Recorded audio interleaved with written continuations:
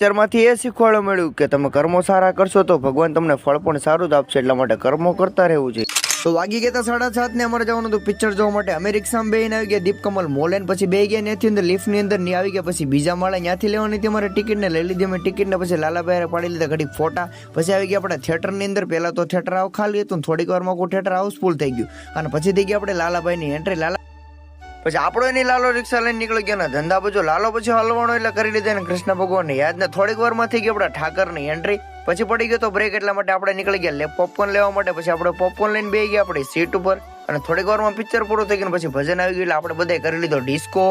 બધાની વાર આપણે ડિસ્કો કરી લીધો ને પછી ઘડીક વારમાં થિયેટર આવ ખાલી થઈ ગયું. પછી નીકળી ગયા આપણે ઘર બાજુ.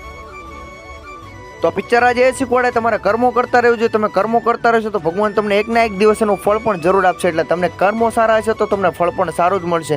અને ભગવાન આપણા કર્મો કરેલું વ્યર્થ ક્યારેય જવા નથી દેતા. ભગવાન એક ના એક દિવસ તેને વળતર જરૂર આપે, એટલા માટે કર્મો કરતા રહેવું જોઈએ. તમને બ્લોગ સારો લાગે તો લાઈક ફોલો કરતા જજો. મળીએ નવા બ્લોગની અંદર. ત્યાં સુધી બધાને બાય બાય, જય ઠાકર.